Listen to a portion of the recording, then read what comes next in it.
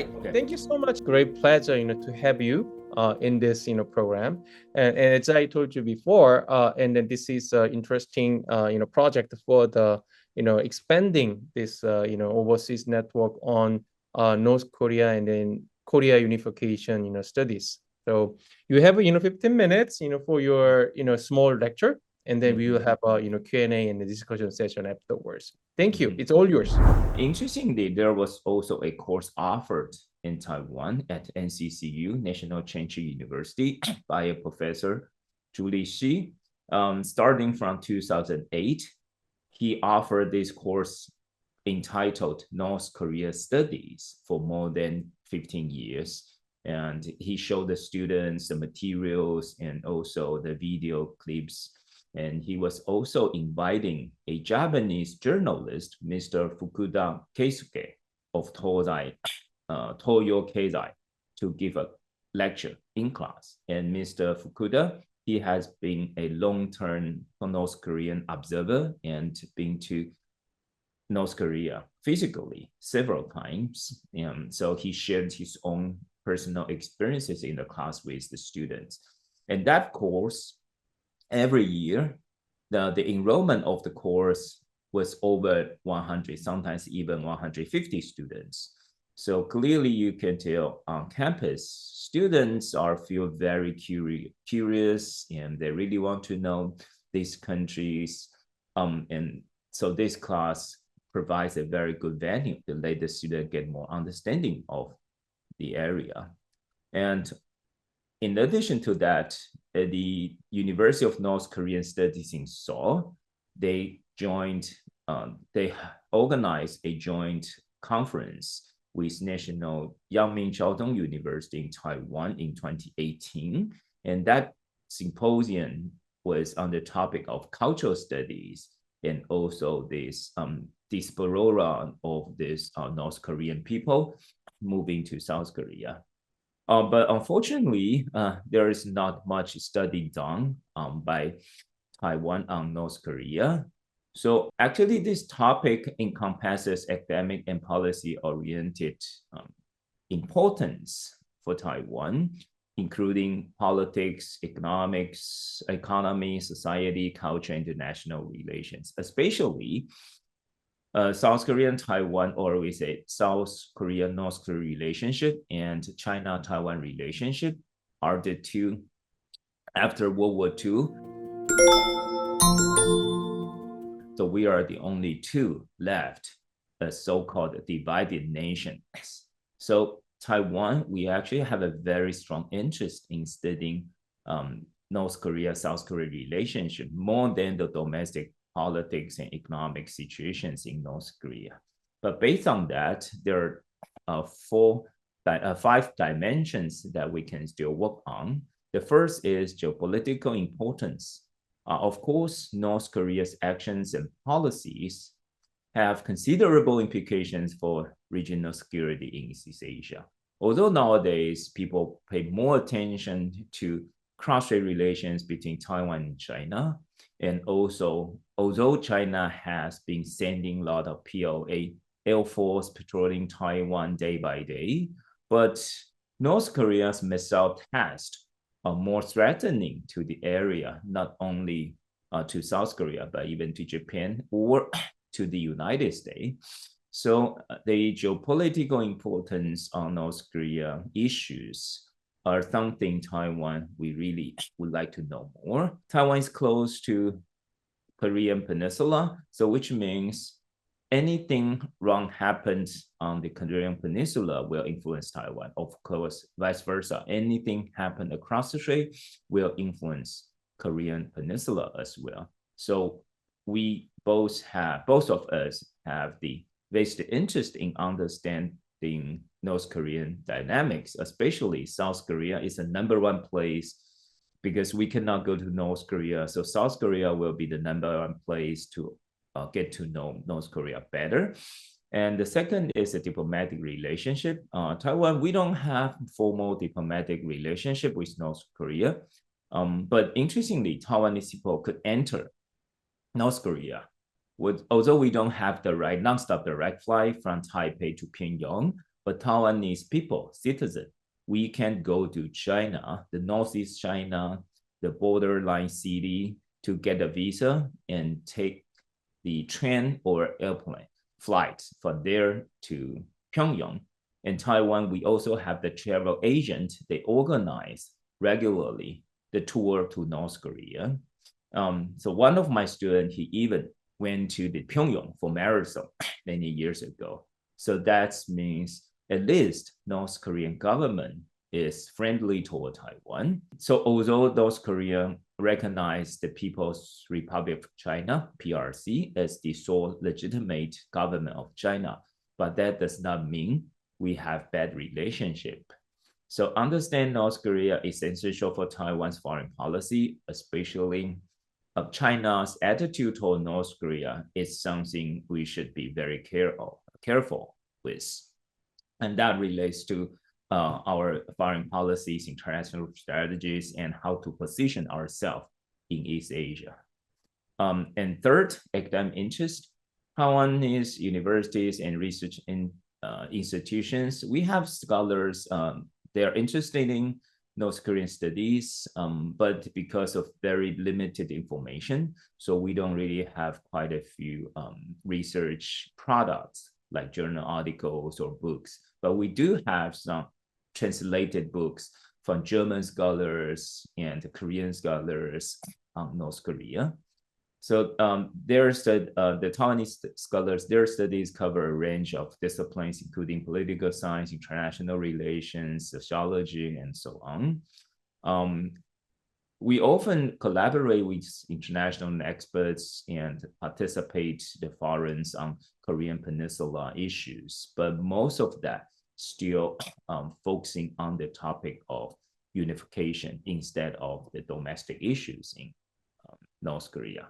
And our think tanks and research institutions, they visited South Korea very much to discuss the East Asian security and North Korean affairs, especially the Institute of Reunification in South Korea. That is place providing a lot of information for Taiwanese scholars reference to know more about North Korea and also the North-South relationship. And these places provides analysis and policy recommendations for Taiwanese government, because we also have a government entity on the cross-strait relations, which is a Mainland Affairs Council. But interestingly, the attitude for Taiwanese government toward Chinese government is quite different from South Korean government toward North Korea, or we can say the North-South Korean relationship is very different from cross-strait relations. But there is definitely something to compare and to analyze. So the fifth one is a cultural and historical context. Taiwan's interest in North Korea also include cultural and historical aspects, such as the Korean War's impact on the region and North Korean de facto narratives and comparative studies of certain regions. And these are all the things in which Taiwanese scholars on cultural studies, they are very interested in. And they invite the scholars from South Korea to share their views and ideas about the culture and historic context. And Taiwan has been involving this cross-strait relations since 1949, earlier than North-South Korean relationship. But we have more frequent interaction with Chinese government and also Taiwanese people. We could freely travel to China. So these are very different from what exists between South Korea and North Korea. But I think the nature and the essence of the issue is quite similar. So overall, North Korean studies in Taiwan, although it's quite limited, but I would say we still have quite a few issues that we should work on. And not only the unification, but also go a step further to explore more about the domestic issues, the politics and economics situations and everything cultural. So sometimes I know some Taiwanese scholars, they will invite the foreign scholars teaching in North Korea to give a lecture. I remember there was a few years ago, there was a French scholar teaching in North Korea. He was giving a talk online. That means we still have some interest, quite strong interest, but due to the very limited channel information, but that is not something will prevent us from study more about North Korea. So I would say this issue is under studied.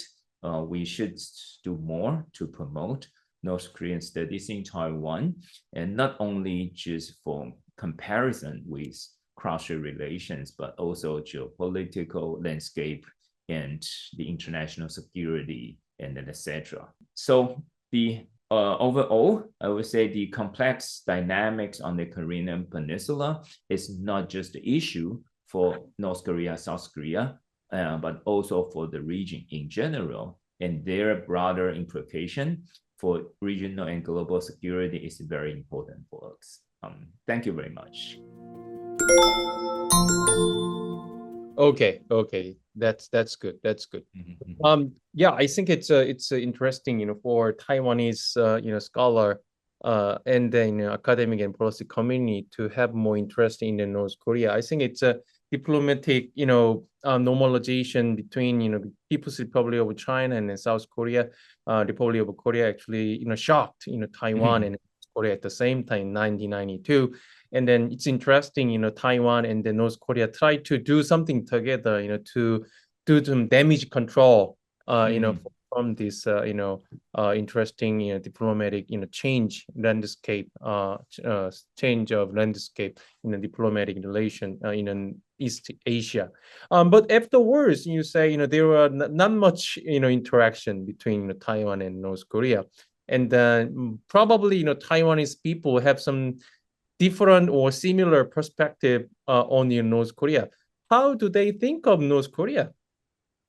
In general, we don't really see Taiwanese people pay much attention to North Korea, only if there were some missile tests or military drills. Okay. And I think that will make Taiwanese people feel relatively safer because there is a place more dangerous than Taiwan in East Asia. But in general, then Korean Peninsula, you're saying. Yeah. So I would say in general, even the media, we didn't see a lot of news or reports on North Korea. But we do have a TV station. They made a special video for North Korean situation. They went there for a week. They reported and they show a lot of video images, and that really make Taiwanese society feel interesting. So I would say most of time Taiwanese people pay attention to North Korea just because of curiosity, but not really about the close connection or because we don't really see North Korean people in our daily life. In that sense, I think it is pretty wild scenario, but it's entirely possible, for experts. And then how, Taiwanese experts or, informed, the public, to see the possibility that China, People's Republic of China, take advantage of North Korea for this China's ambition, to say, to invade and then conquer and occupy, Taiwan for its own, national unification ambition. For Taiwanese society or even the government, most of time whenever they reported about the North Korean issue or North Korea-China relationship, that's more the information for international politics. For example, if there were something wrong going between North Korea and the US, and we will get to know that China will get involved, like six-party talks, or North Korea's leaders Kim Jong-un visited China asking for help, all these things. So we don't really directly link the China-North Korean relationship to cross-strait relationship. We thought that's an independent, separate issues, which means and China make that actually the Chinese scholar they make that quite clearly toward Taiwanese scholar when we have the track 2 meetings. So North Korean issue is only between China and Taiwan, or China and North Korea, or even China, North Korea, and the US. It's nothing to do with Taiwan, because think of this, China take the cross-strait relations and take Taiwan like a family member, but North Korea and North Korean society is still the outsider. So these two issues, one is within the family and one is outside of the family. So at least from China side or from Taiwan side, we don't really see either side get involved these issues with cross-strait relations. You see, very interesting. I think it's from the United States and Japan and South Korea, the community of strategic community, that see this Taiwan Strait conflict, military conflict, or the other side, Korean Peninsula, conflict. Actually, if one is happening, then the other probably is, the more like automatically happen. Yes. This is a pretty nightmare scenario, for either side. So I think it's interesting that China, your colleagues in China, try to separate this Taiwan Strait and North Korea and the Korean Peninsula and nuclear issue too. Okay. And this is actually this is what Chinese strategy, because they localize these issues not only about Taiwan but also South China Sea issue as domestic issues. So by doing this to the larger extent, they could prevent this international involvement from outside. Like whenever the US or the Vietnam, Philippines say anything to South China Sea or on Taiwan, they will claim this is a domestic issue.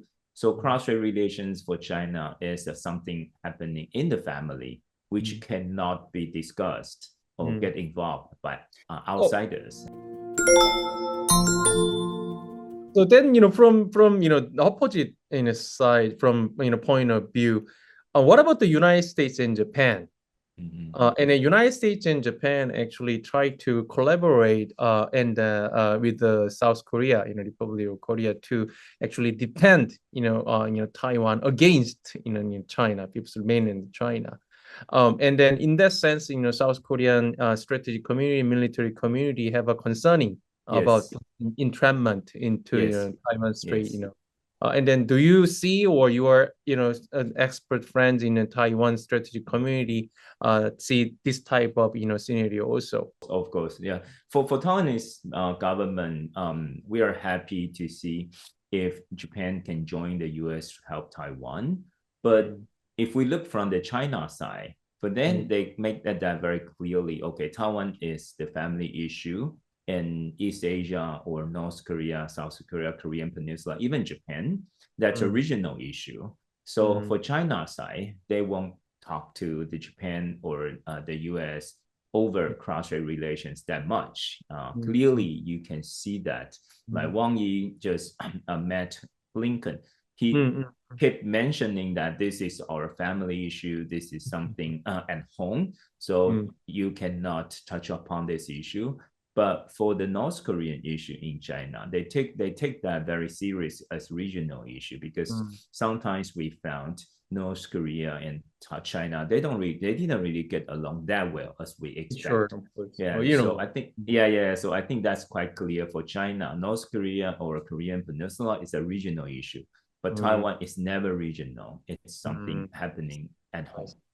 Well, and then one last question on the Taiwan's take on possible potential Trump, second Trump, presidency. Yes. Donald Trump has been making splashes here and there, and then that actually touched upon Taiwan's security. Yes. And then he discussed about putting more pressure on the paying more money. Yes. At the same time, we took their job, so stealing semiconductor industry from the United States. Yes. Okay. And then I think it's a Donald Trump presidency is possible. Of course, it's a Kamala Harris and then other and then many situations is coming. I mean, going on. But what's your what you say, wild prediction, for the Donald Trump, to make up on, to influence on the Taiwan's trade situation, and that actually related to, Korean Peninsula situation in Japan too. Yeah, this is a very good question. And I would say, actually, we had Donald Trump for 4 years already. We are very familiar with his campaign language and what he would do after he was elected. So look back into the 4 years he was in power.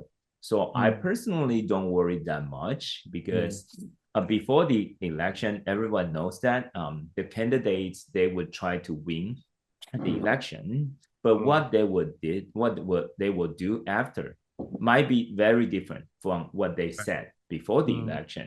So since we have already had Donald Trump for 4 years, so we could know if he was elected in November, then let's just go back to see what he did in the 4 years in his last term. Then I think we will get a better sense. Okay, I think I gave you, enough passion, to think about. Thank you so much. Thank you very much.